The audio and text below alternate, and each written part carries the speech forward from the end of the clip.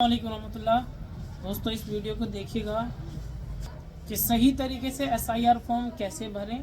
इस वीडियो को लास्ट तक देखिएगा, सीखिएगा। बिस्मिल्लाहिर्रहमानिर्रहीम। आप तो ये गलतियां नहीं आप सब लोगों को मालूम है कि उत्तर प्रदेश समेत कई राज्यों में भारत के एसआईआर का अमल शुरू किया जा चुका है। हम पहले दिन से एसआईआर को लेकर के लोगों में जागरूकता फैला रहे हैं कि आप इस मुहिम का हिस्सा बने और सही तरीके से अपने पेपर्स को सबमिट करें। मैंने इससे पहले भी एक एडवाइज़री जारी की थी जिसमें 5 पॉइंट्स को लेकर के लोगों से ये अपील की थी कि इस हवाले से आप अपने अंदर बेदारी पैदा करें। सबसे बुनियादी पॉइंट्स ये था कि 2003 की जो वोटर लिस्ट है, जो लोग भी ऐसे हैं जिन्होंने 2003 में वोट किया है वो अपनी वोटर लिस्ट को निकाल के रखें, उसकी फ़ोटोकॉपी कराएं। अगर वो किसी और राज्य में, किसी और ज़िले में रहते थे 2003 में, अब कहीं और रहते हैं, तो उस ज़िले की 2003 की वोटर आईडी को और लिस्ट को महफूज रखें ताकि एसआईआर फॉर्म फिल करने में उनको किसी भी तरीके की दुश्वारी का सामना ना हो। अब मजमूई तौर पर एसआईआर के इस फॉर्म को लेकर के बड़ी कन्फ्यूज़न है। बहुत बड़े पैमाने पर लोग शुकूक व शुबहात में मुब्तला हैं कि आखिर इसको कैसे फ़िल किया जाए। बहुत सारे लोग गलत तरीके से इसको भर रहे हैं, हालांकि ये बहुत इम्पोर्टेंट डॉक्यूमेंट है। अगर ये रिजेक्ट हो गया, जानकारी के अभाव में आपने गलत तरीके से इसको फ़िल कर दिया, तो फ्यूचर में इसका नुकसान आप ही को होगा। अब मैं आपको ये तरीक़ा बताऊंगा कि इस फॉर्म को सही तरीके से फ़िल करके आपको कैसे सबमिट करना है। देखिए, आप में से हर एक व्यक्ति को ये गणना प्रपत्र आपके एरिए के बीएलओ के ज़रिए से आप तक पहुंचाया जाएगा। इसी को भरने का सही तरीक़ा मैं आपको बताने जा रहा हूं। इस गणना प्रपत्र में एक तो आपका पहले से फ़ोटो लगा हुआ होगा, दूसरा यहाँ पर आपका नाम और आपका इपिक नंबर लिखा हुआ होगा। इस फ़ोटो के बराबर में आपको एक passport size photo white background के साथ में यहाँ पर आपको फ़ोटो लगा देना है। उसके बाद आपको ये फॉर्म भरने की प्रक्रिया शुरू करनी है। इसको बहुत ध्यान से समझने की ज़रूरत है। इसमें 2 तरह की जानकारियां मांगी गई हैं। एक तो वो हैं जो मैंडेटरी हैं, जिनकी जानकारी आपको देनी ही देनी है, और एक जो है वो वैकल्पिक है। अगर उपलब्ध हो उसकी जानकारी तो आप लिख सकते हैं गणना प्रपत्र में, और अगर नहीं है तो कोई हर्ज नहीं है, वो किसी भी रूप में मैंडेटरी नहीं है। सबसे पहला कॉलम जो है इसमें आप देखेंगे, इसमें डेट ऑफ बर्थ मांगते हैं, तो आपको अपनी सही डेट ऑफ बर्थ यहाँ लिख देनी है। तारीख़ पैदाइश आपकी क्या है। उसके बाद आधार संख्या है, ये वैकल्पिक है। अगर आपके पास है आधार कार्ड तो उसमें जो नंबर है वो आप यहाँ लिख सकते हैं। तीसरे नंबर पर आपका मोबाइल नंबर मांगते हैं। सही मोबाइल नंबर लिखिएगा, क्योंकि आगे इलेक्शन कमीशन की तरफ से आपके मोबाइल पर ही बहुत सारी जानकारियाँ भेजी जाएंगी। चौथे नंबर पर पिता अभिभावक का नाम है, तो आप अपने फादर का सही नाम यहाँ पर लिख देंगे। उसके बाद अभिभावक का इपिक नंबर, ये भी मैंडेटरी नहीं है। अगर आपके फादर का इपिक नंबर है तो आप उसको यहाँ पर इपिक नंबर लिख सकते हैं, और आप अपने फादर का फॉर्म देखेंगे, ऐसे ही उनके नाम का और उनके फ़ोटो का जो गणना प्रपत्र होगा उस पर देखेंगे कि उनका इपिक नंबर आपको मिल जाएगा, तो आप वहाँ से कॉपी करके इपिक नंबर यहाँ लिख सकते हैं। उसके बाद मदर का नाम मांगते हैं, इसी तरीके से मदर का इपिक नंबर मांगते हैं, ये भी मैंडेटरी नहीं है। और अगर आप शादीशुदा हैं तो आपकी वाइफ का नाम और इपिक नंबर मांगते हैं, अगर नहीं है तो उसकी ज़रूरत नहीं है। अब ये जो 2 कॉलम हैं, इनको लेकर के सबसे ज़्यादा कन्फ्यूज़न है। इनको सही तरीके से समझना है। पहला कॉलम तो हमने भर लिया।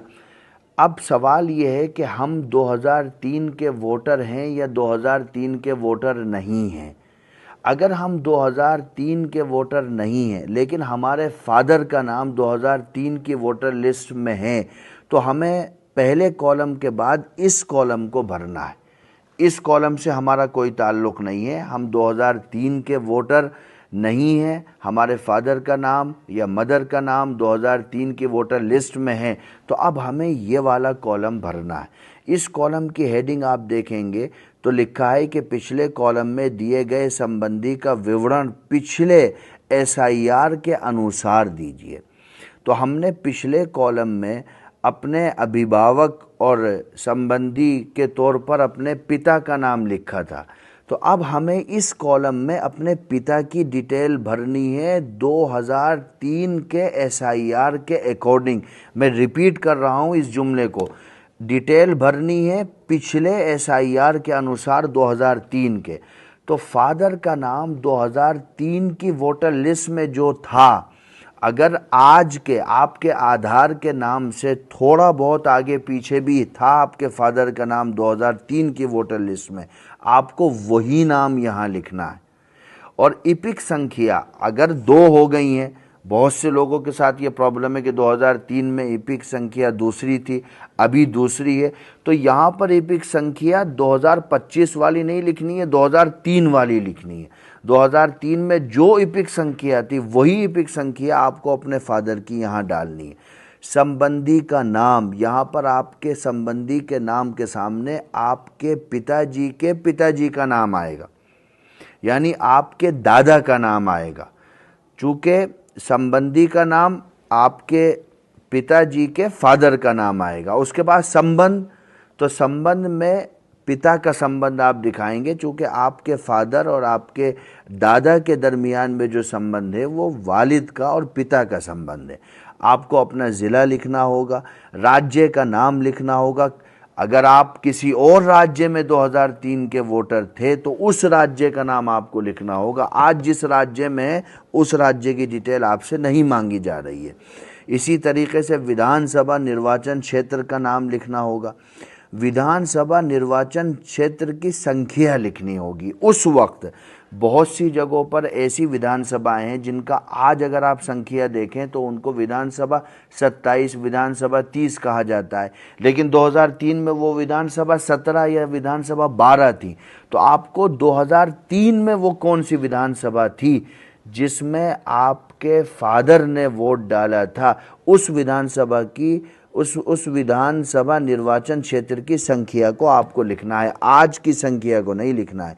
इसी तरह भाग संख्या है, क्रम संख्या है, ये जो आपको लिस्ट मिलेगी 2003 की वोटर लिस्ट की, उसके पहले पेज पर ये भाग संख्या और जहां नाम होगा वहां क्रम संख्या आपको मिल जाएगी। ये तो उन लोगों के लिए कॉलम हुआ जिनका 2003 की वोटर लिस्ट में नाम नहीं है, मगर उनके फादर का नाम 2003 की वोटर लिस्ट में है, तो वो इस फॉर्म को इस तरीके से फिल करेंगे। पहले कॉलम को करेंगे, उसके बाद इस कॉलम को करेंगे, इससे उनका कोई संबंध नहीं होगा।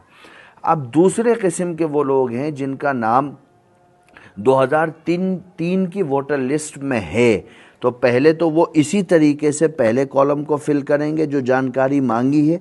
उसके बाद इससे उनका कोई संबंध नहीं होगा, वो इस वाले कॉलम को फिल करेंगे। इस कॉलम की आप हेडिंग देखेंगे तो लिखा है कि पिछले एसआईआर की मतदाता सूची में मतदाता का विवरण।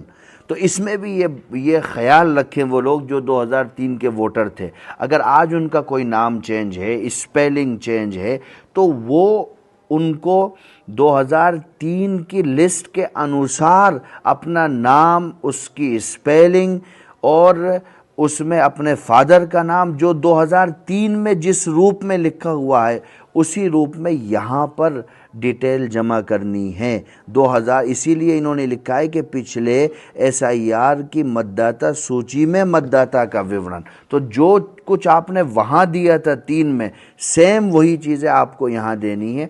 निर्वाचक का नाम, आपका नाम जिस स्पेलिंग के साथ में जिस तरीके से लिखा था 2003 में, वैसे आज आधार में क्या लिखा है उससे मतलब नहीं है। आज आपकी स्पेलिंग क्या है आधार में, आपके पैन कार्ड में, उससे कोई मतलब नहीं। 3 की वोटर लिस्ट में जो है उससे मतलब है। लिहाजा आप इस बात का ख़ास ख्याल रखें कि 3 की जानकारी यहाँ भरें। निर्वाचक का नाम लिखें, इपिक संख्या लिखें। अगर आपकी इपिक संख्या आज की इपिक संख्या से मुख्तलिफ थी 3 में, तो 3 वाली इपिक संख्या ही यहाँ पर लिखें, आज वाली न लिखें। संबंधी का नाम, आपके फादर का नाम आएगा, संबंध पिता का संबंध होगा, ज़िला लिखेंगे, राज्य का नाम लिखेंगे और राज्य में मैं फिर रिपीट करता हूँ जिस राज्य में थे 2003 में उसका नाम लिखेंगे और विधानसभा निर्वाचन क्षेत्र लिखेंगे। विधानसभा निर्वाचन क्षेत्र की संख्या, इसको बहुत डीपली स्टडी करने की ज़रूरत है। संख्या जो आज है ज़रूरी नहीं है 2003 में भी वही संख्या हो। बड़े पैमाने पर असेंबली की सीटों में उनके संख्या में तब्दीली हुई है। फिर भाग संख्या है, क्रम संख्या है। ये आपको वोटर लिस्ट जो 2003 की होगी उसके पहले पेज से मिल जाएगा। मैं एक मर्तबा फिर रिपीट कर देता हूँ। पहले कॉलम में आप अपनी जानकारी भरेंगे जो यहाँ मांगी गई हैं, जो मैंडेटरी हैं उनका जवाब देना अनिवार्य होगा। जो वैकल्पिक हैं आप दे सकते हैं, चाहे नहीं दे सकते हैं, वो आपके ऊपर होगा।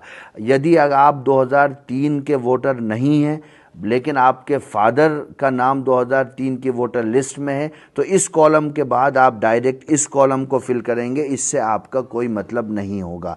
और इस कॉलम को आप अपने फादर की 2003 की जो डिटेल होगी उसके अनुसार भरेंगे। संबंधी का नाम में आप अपने फादर के फादर का नाम लिखेंगे, यानी अपने दादा का नाम लिखेंगे, और ज़िला और राज्य का नाम जैसे अभी ब्रीफ में बताया गया वैसा ही लिखेंगे।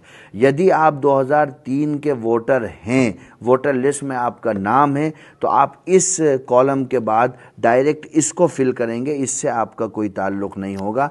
और इस कॉलम को फिल करने में आप उस बात का भरपूर ख्याल रखेंगे कि 2003 की वोटर लिस्ट में जिस स्पेलिंग के साथ में और जिस तरीके से आपका नाम लिखा है उसी स्पेलिंग के साथ में आप अपना नाम और वही इपिक नंबर, चाहे इस अभी बदल गया हो लेकिन 3 का जो इपिक नंबर है वही इपिक नंबर और अपने फादर का नाम लिख करके बकिया जानकारी को पूरा करेंगे। ये तरीक़ा है सही रूप में गणना प्रपत्र को फिल करके जमा करने का। इससे हम अपने आगे आने वाले दिनों में जो मसाइल पैदा हो सकते हैं उससे अपने आप को बचा सकते हैं।